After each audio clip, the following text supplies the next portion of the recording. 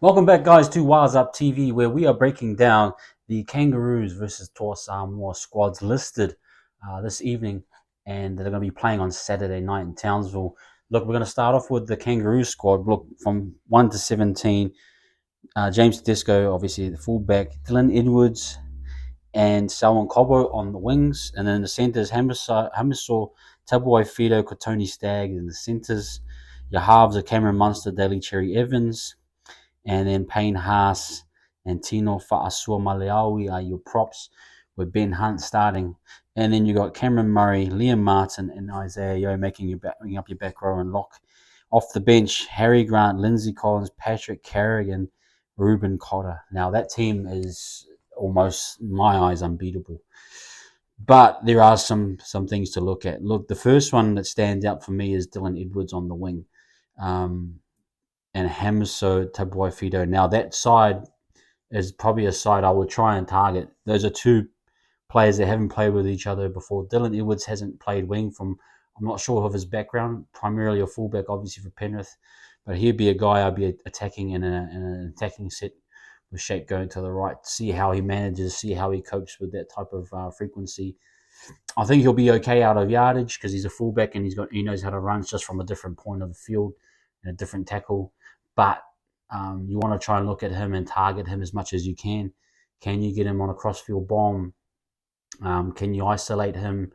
With some attacking structure going right. Those are some of the things I think would be, they want to try and work with. On the other side, Kotoni Staggs and Cobo, they've got the experience together in the Broncos, and this has always been a good thing about Origin selections that the Kangaroos make. They do majority keep selections and combinations, and this is just what benefits them is just the repetitions over time. Look, you go to your halves, Cameron Munster, Daly Cherry Evans, Origin experience, massive games. They've probably played in up to 12 to 15 massive games together, so they know what they need to do to get their team going. And then you go Payne Haas, Tino in the front row, both as deadly with Payne leading the way, and then you add in the Ben Hunt elements. So your spine, Ben Hunt, Munster, Daly Cherry, and Tedesco, they've already been playing together. They played the World Cup last year pretty much all together. At least Munster, Cherry Evans, and Hunt have played together at Origin in a similar role. These guys are just going to be ready to go, I think, off the bat. Then you go to the back row, Murray.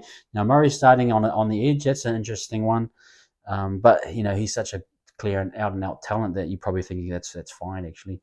Liam Martin on the right, I'd say, and then Yo in the middle is going to be monster workload. He's the right guy to start for me. I think he's probably better to start, and then you bring him on. Now Harry Grant coming off the bench again, using that Origin strategy that works so well for them this year, with Ben Hunt starting, and Ben Hunt offers a lot. He offers a kicking game, a long field kicking game if you need it out from the right, one out from the ruck. There's multiple options. Ben Hunt's just probably one of the most flexible players you could use, and another creative player, and also a guy that can make decisions on the field when needs to be. So him starting, and then Harry Grant will just keep that ball, that momentum rolling. Harry probably had not the best end to his season, but in this role, knowing coming off a really good pack like that, Harry will be deadly when he comes on. Then you add in Lindsay Collins. Lindsay Collins could easily be a starting front rower. But with Lindsay off the bench, Lindsay can play 70, 80. So these guys have got motors for days. Paddy Carrigan, we know what he can do. So, and then Cotter for speed, just to inject, different speed at the time. That pack just looks well balanced with the right injection of speed and power. Yeah, the area you want to target really is Dylan Edwards and Tabuai Fido. Now, that back five to me doesn't seem like a big yardage back five. You could probably pin them down if you had a good kicking game. If you could get in a few sets, majority of the time where you can get into a grinded out set, you might have a chance here. But Cobo and Staggs combine, they'll be deadly if they get early ball. And Tedesco, even though he hasn't had the best season in this situation, it's good. Mel trusts him as a captain. He knows the system, the culture. Integrating a guy like Dylan Edwards won't be too difficult for them, and they should be confident and favourites to probably win this match. Then you add a Nico Hines 18th and Travojevic. Would love to see Nico in this team and see what he could do. Interesting. I wonder if he would get a chance, but he might not actually. But you got to say that squad is pretty not unbeatable, but it's going to be a tough ask for Samoa. Jumping on the Samoa side, look, Sualovi Fa'alongo to debut, and if you go through the team, there's a massive debutants. Fullback, I like this decision. I like it. I think they need an injection of speed. And then you got Murray Taulangi, who was for the Kangaroos last year, so obviously swapped over. He's debuting. Tango was in the centres with Tony Maipea and To'o as your back five. Now, we'll get to Crichton, but it would have been good to have Crichton there, I reckon, over Tango or Tony Maipea and solidify your back five. But that should be a pretty good back five, I think, especially with Brian there. Would love to see him have a massive game. Tango probably didn't have the best end of the season. Same with Tony Maipea. Not the out and out best centres in the team, whereas Crichton, he's the best centre in that squad. So it's interesting, but I suppose they see a value in Crichton that and maybe it might be a good shot at looking at him. If I'm the Bulldogs, I'm probably watching this and thinking, how can we use Crichton more effectively? Maybe you might see something for next year. But an interesting call from the coach, Gardner, to make this decision. When you've got the likes of Ronald Volkman on the bench, why wouldn't you just go with a Ronald Volkman and RC as your halves and then utilise Crichton more effectively? There must be something there as to why he is. Look, then you go to the halves, Crichton, Dejan RC. I think they'll do a decent job. I think a lot of pressure on Dejan. I thought Volkman, because I'm a Warriors supporter, I've known Volkman, and he'd be just as good creatively and kicking wise. Another option to help Dejan out, unless they feel confident that Dejan can hold that halfback position quite firmly. So, interesting decision in my view, but we'll have to wait and see. But it could be a real flop. We've had situations at the Warriors where Volkman was the half, and then they pulled him out because of defensive issues. Now, I'm not saying he's not a bad defender, but you coming up against the Kangaroos, you might want a Stephen Crichton in there to just shore things up with his experience. So it might be viewed as more of a defensive thing, but be interested to see what Stephen can do. Now the front row, I like this front row. Utoi Kamanu, I love that he's debuting, and I think he's a really solid front row. Would love to see him and Payne go at it actually, and then Jordan Chan Kantong now debut for him. Really looking forward to seeing this young fella play. Now, from the looks of it, he's going to look like he's going to play big minutes. From what I see, he's probably the only out and out hooker in the squad. So it'll be interesting to see how the volume he can play. Probably being behind the hooker at Manly didn't give him that opportunity. So really interested in seeing that. Then Junior Paulo moving from lock to prop, I think probably the right decision for him. But I think he'll do a decent job as well. Luciano on the left edge, and I think Luciano usually plays right edge, and then Corneli Lemuelu usually plays left. Be interested to see what they choose there. They should match up pretty well, I think. Luciano will be deadly, and then Corneli's pretty good and solid all-round game. Up against Liam Martin's tough, but Cam Murray on the edge, can you get one over him possibly? I think Luciano might have the upper hand there. Keenan Palacia now, I'm not too sure about Keenan at lock, but I suppose with size, again, this is a great opportunity for a lot of these guys that sit in the pecking order behind, Paddy Carrigan. Maybe they have skills that we haven't really had a chance to see in the NRL level. So this is great for the likes of Keenan Palacia, Jordan Chen Kam Tong, Fa'alongo gets a full shot at fullback. This is opportunities for them to showcase their skill set. So interested to see how Keenan goes. Now bench, I love it. Spencer Lenu off the bench. Terrell May.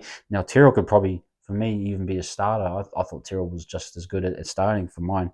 Helam Lukey, now another debutant with Terrell, and Helam's just as good as well on the edge. So maybe you might see a bit of a rotation going through the back row in terms of minutes and how they use them. And then this is the interesting one with Ronald Volkman is your number 17 now. Ronald is out and out half. I haven't seen him play hooker. I haven't seen him really be used as a utility. that's telling me they're depending on Gordon to go 80 from off the bat, um, and then either Volkman is your hooker cover. So it's a really interesting one. Again, goes back to the call from Gardner to, I don't know what happened with Danny Levi and Fa'amanu Brown, whether or not they actually genuinely got pushed out. But you'd have to say one of those two would have been quite handy in this situation.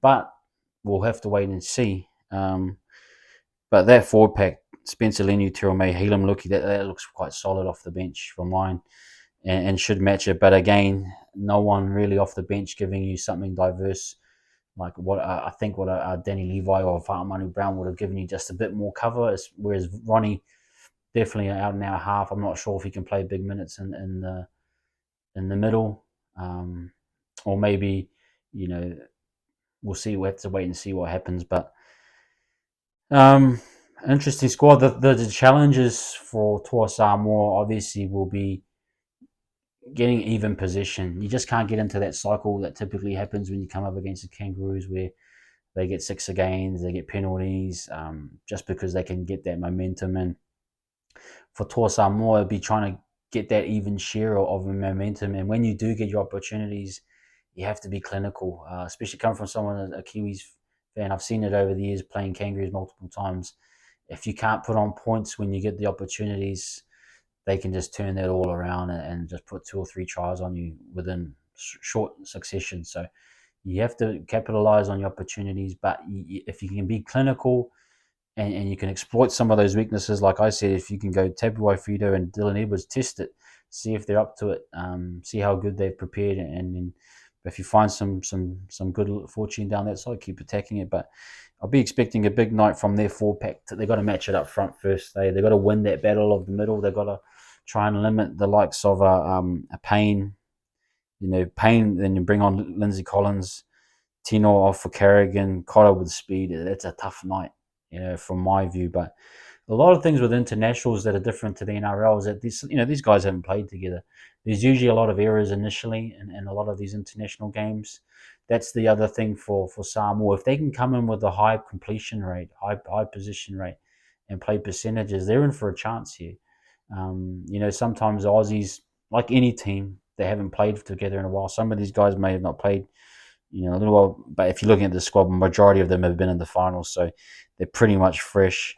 But you can maybe catch them out early and then try and defend your way home, or there might be points on the back end. It'd just be interesting to watch, but I'm looking forward to this one. This is a great start. It'd be good for me as a Kiwis fan to see both teams, and see what they offer. But for me, for the Kangaroos, that's close to near on what they would try and do for the rest of the series. But for me, Toa is going to have a tricky night, but they can match it. They've got class there. It's just sometimes it happens with these teams. Again, the origin influence, how it impacts the Kangaroo squad is that they come in with, like I said, Munster, Cherry Evans, Hunt, Tedesco all played minutes together, played origin, and specifically Munster, Cherry Evans, Hunt. They will be initial. They'll have everything organised. They'll have all their calls, and you add in Yo with that type of connection. Harry Grant again, they'll have a good system, and Mal will have them pretty much off the bat doing what they need to do. The challenge for Ben Gardner and his team: how can you get RC and Crichton to work? How can you get Chan Kum Tong and Fa'alongo and these likes and Keenan Palacia? Can you get into your shape and your patterns? How quickly can you do it with only limited preparation? And that was the challenge for the Kiwis, and that's why they always came back strong on the back end. I think it might be something similar for Toa Samoa, but they need a good showing here because they need to be able to go into the test match against the Kiwis next week knowing, well, we can beat them if we need to. And that we've got enough preparation and the pairings and the halves are coming along just enough to be able to say we're going to upset and beat the Kiwis. That's their plan in my eyes. Whereas the Kangaroos will be trying just to work through what they're doing. So hopefully it's going to be a good match. I hope it doesn't blow out. For mine, it'll probably be a 1-12. Hopefully it's not 13 plus, but I'll probably pick the Kangaroos just based off of those factors. But should be an enjoyable game, guys. Thank you for watching this preview. Please like, share, and subscribe, and we'll catch you on the flip. Peace.